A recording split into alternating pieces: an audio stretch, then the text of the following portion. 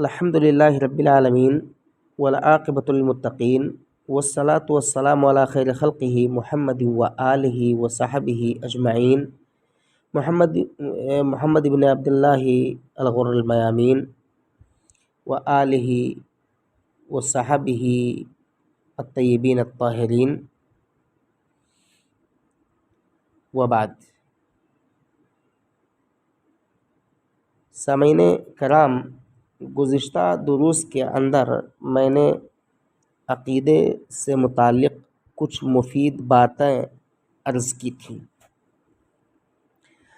آج کے اس درس کے اندر میں توحید ربوبیت کا معنی کیا ہے، اس کا مفہوم کیا ہے، اس کی دلیلیں قرآن سے، نبی پاک صلی اللہ علیہ وسلم کی احادیث سے، انسانی عقل اور اس کی فطرت سے کیا ہے، یہ بیان کرنے کی کوشش کروں گا۔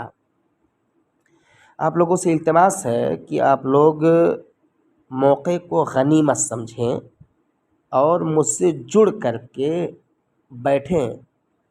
آپ لوگوں کی تعداد کم ہے، آپ لوگ سوچتے ہوں گے کہ ہم چند لوگ ہیں، ہم کو بیٹھا کر کے درس دیا جا رہا ہے۔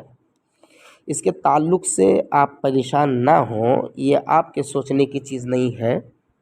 ایک بات جان لیں کہ حق بات کہنے والے، اچھا کام کرنے والے، اچھی باتیں سننے والے کم ہی رہتے ہیں۔ بہرحال آپ کم ہیں، اس کا ملال آپ کو نہیں ہونا چاہیے۔ بس آپ یہ عزم کر کے بیٹھیں کہ اگر آپ میں کچھ کمی اور کوتاہی ہوگی تو اس کی اصلاح فرمائیں گے، اور اللہ رب العالمین سے مومن بندہ بن کر کے مومن بندے کی شکل میں شرف ملاقات سے روز قیامت بہرور اور مفید ہوں گے۔ سامعین کرام،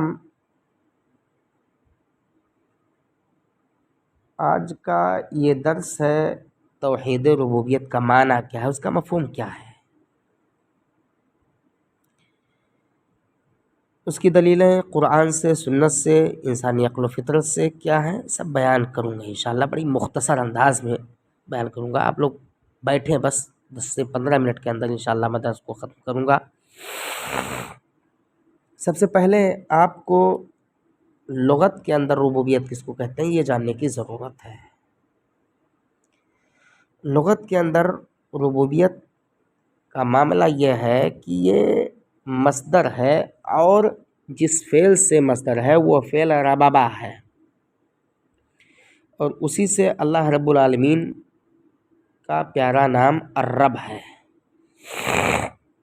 گویا ربوبیت یہ اللہ رب العالمین کی اہم، عظیم اور بابرکت صفت ہے۔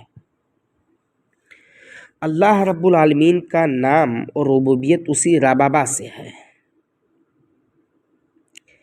رب کلام عرب کے اندر جب بولا جاتا ہے، یعنی اہل عرب جب رب کہتے ہیں تو وہ مختلف معانی پر مشتمل ہوتا ہے، اس سے مختلف معنی مراد لیتے ہیں۔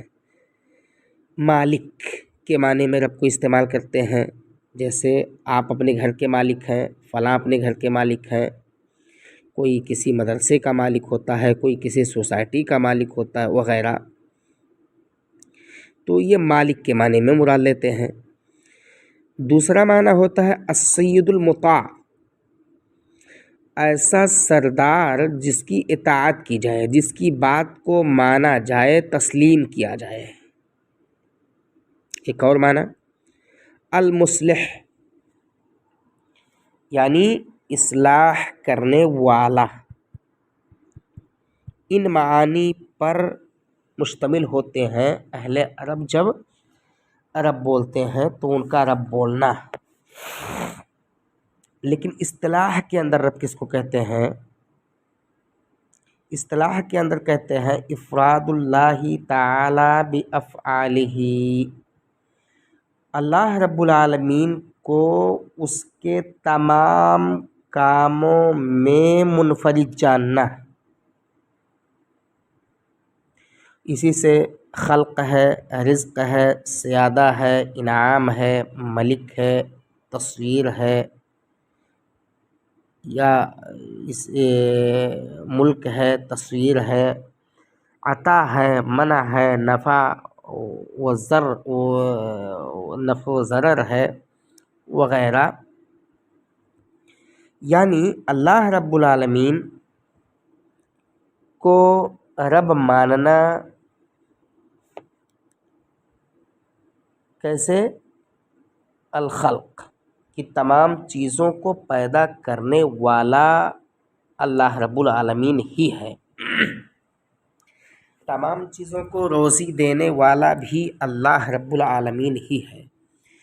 انسانوں کو مارنے اور جلانے والا بھی، یعنی زندگی عطا کرنے والا بھی اللہ ہی ہے. نفع و نقصان کا مالک بھی اللہ ہی ہے. ہر طرح کی بادشاہت اسی کے ہاتھ میں ہے. وہی معاملات میں تدبیر کرنے والا ہے اور اسی کے فیصلے سے دنیا کا نظام چلتا ہے. اسی کا فیصلہ ہے. اس کے علاوہ کوئی اس کا کسی بھی چیز میں ساجھی اور شریک نہیں ہے. اللہ رب العالمین جو کچھ کرتا ہے وہ اس میں یکتا ہے، منفرد ہے. اسی وجہ سے کہا جاتا ہے کہ جب بندہ رب کی ربوبیت پر ایمان لائے تو اس کے مکمل رب ہونے کو تسلیم کرے کہ ہر چیز میں یہ منفرد ہے، ہر کام میں یہ منفرد ہے. بعض لوگوں نے توحید الربوبیت کی اصطلاحی تعریف کی ہے: افراد اللہ تعالیٰ فی الخلق والملک والتدبیر. خلق، پیدائش کے اعتبار سے اللہ رب العالمین منفرد ہے، لوگوں کو پیدا کرنے کے اعتبار سے. والملک، بادشاہت کے اعتبار سے کہ اللہ رب العالمین ہی بادشاہ ہے. تدبیر، لوگوں کے معاملات کو حل کرنے میں، انسانوں کا امتحان لینے میں اور ان کو آزمائشوں سے دور کرنے میں اللہ رب العالمین یکتا ہے. اب یہاں یہ جو 3 مسئلے بیان کیے گئے خلق میں، اب آپ لوگوں کے ذہن میں ایک بات آ سکتی ہوتی ہے کہ یہ موبائل ہے، یہ مائکرو فون ہے، ان سب کا بنانے والا یہ ایک انسان ہے. یعنی انسان کو بھی خالق ہونے کا وصف حاصل ہے، اس کی صفت حاصل ہے. بادشاہ ہوتے ہیں ملکوں کے، ان کو بھی بادشاہ کہا جاتا ہے. نظام چلانے والے لوگ ہوتے ہیں، ملکوں کا نظام چلانے والے بھی انسان ہوتے ہیں، تو وہ بھی مدبر ہیں. ایک بات آپ سمجھ لیں کہ تمام چیزوں کو پیدا کرنے والا یہ اللہ رب العالمین ہے. جی ضرور آپ کی بات درست ہے، لیکن آپ یہ بتائیں کہ جس انسان نے اس موبائل یا اس مائکرو فون کو بنایا ہے، اس کا بنانے والا کون ہے؟ اللہ. دنیا کا نظام چلانے والے بادشاہ ہیں ضرور، لیکن ان بادشاہوں کا بادشاہ کون ہے؟ وہ اللہ. اللہ رب العالمین نہ چاہے یہ نظام نہیں چلا سکتے ہیں.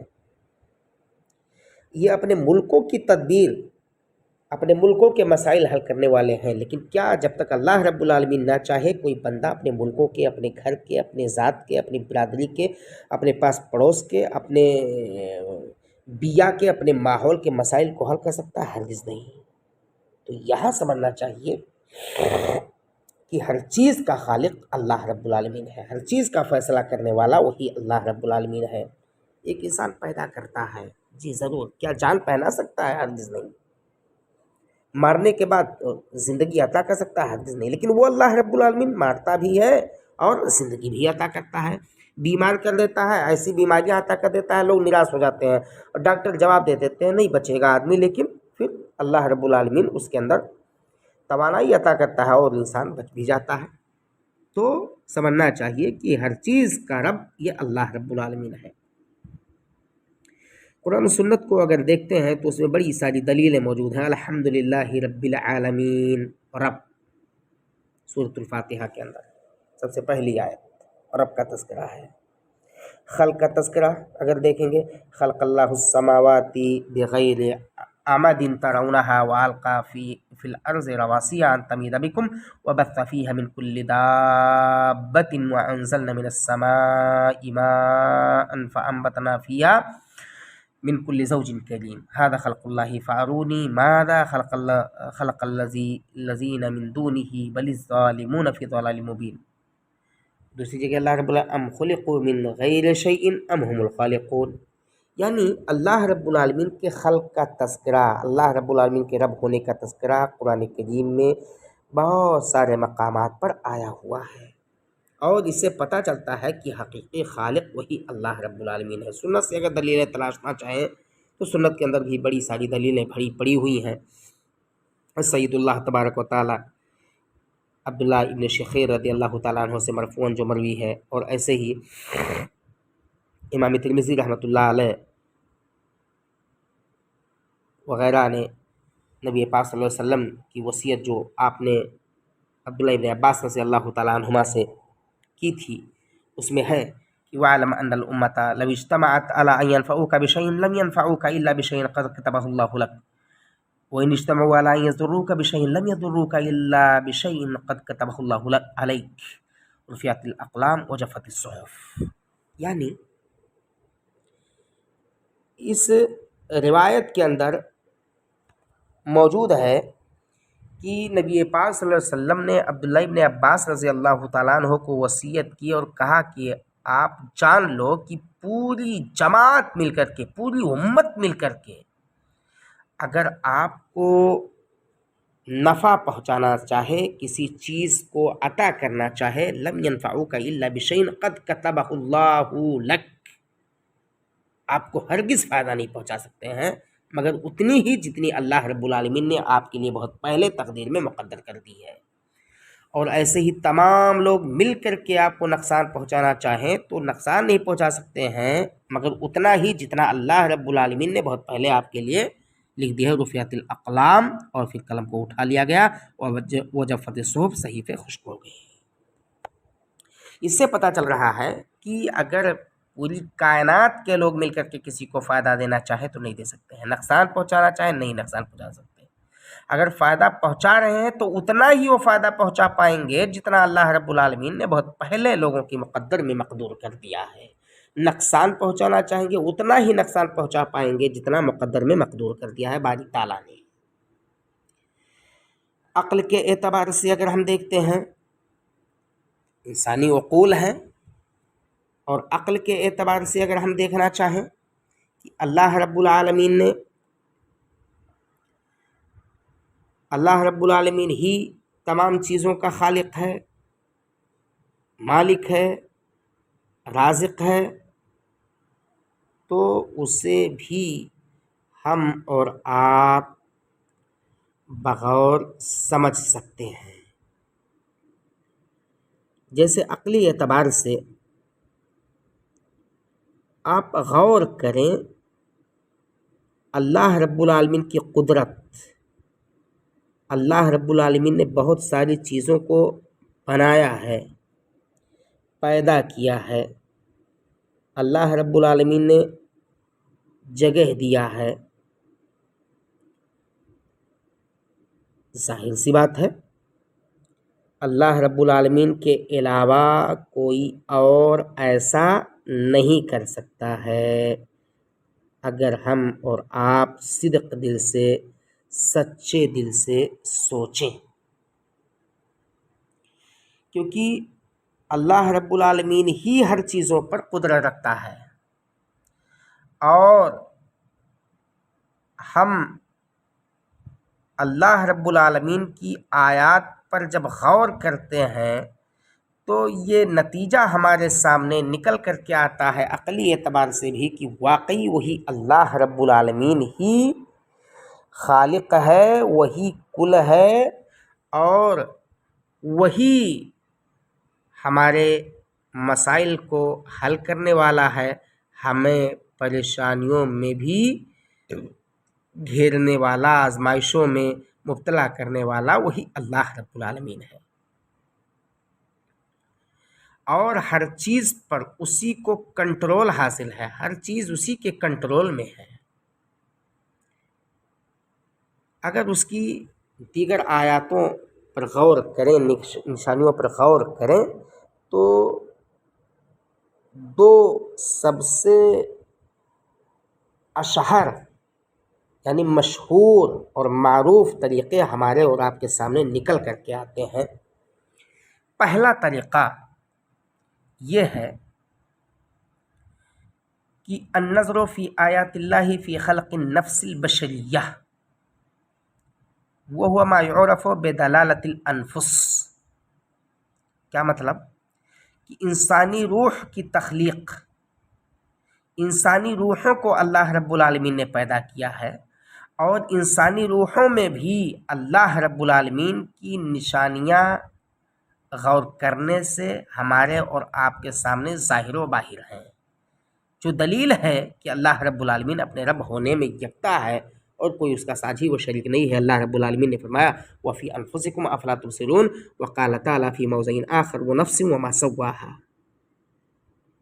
تو جب انسان اللہ رب العالمین کی اس عظیم کاریگری پر یقین کر کے بغور دیکھتا ہے، اس کے عجائبات کو سوچنے کی فکر کرتا ہے اور غور کرتا ہے، تو یہ بات نکل کر کے سامنے آتی ہے کہ یقیناً وہی وہ ذات ہے جو انسانوں کو پیدا کرنے پر قادر ہے، وہی وہ ذات ہے جس نے انسانوں کو ایک نطفے سے، اور پھر نطفے کو ایک علقہ سے، اور ایک علقہ کو ایک مضغہ سے، اور ایک مضغہ میں ہڈیوں کو پرونے والا اور گوشت چڑھانے والا وہی اللہ رب العالمین کی ذات ہے، اور اس کے علاوہ کوئی دوسری ذات نہیں ہے۔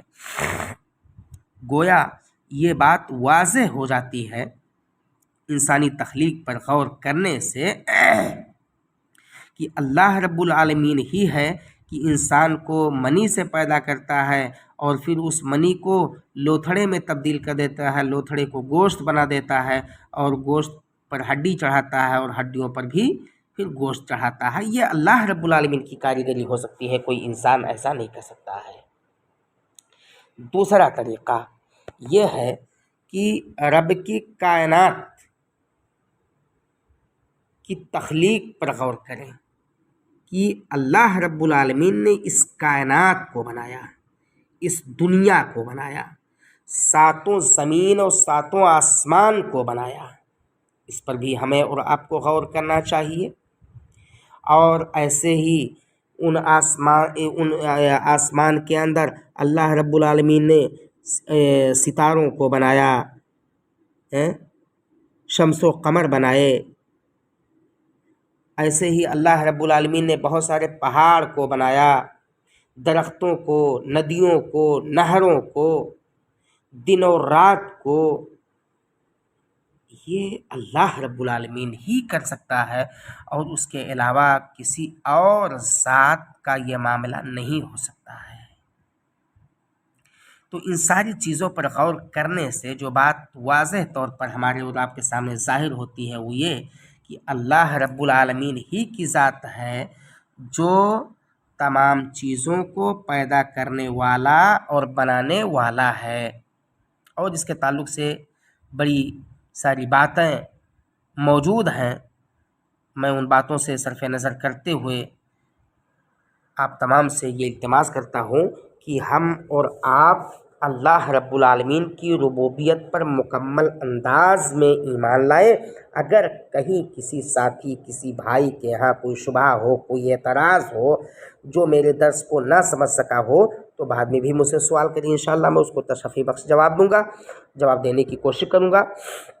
اور انہی باتوں پر میں اپنی بات کو ختم کرتا ہوں۔ باری تعالیٰ سے دعا ہے کہ اللہ رب العالمین ہم تمام لوگوں کو ان تمام باتوں پر عمل کرنے کی توفیق دے، آمین۔ وآخر دعوانا ان الحمدللہ رب العالمین، والسلام علیکم ورحمۃ اللہ وبرکاتہ۔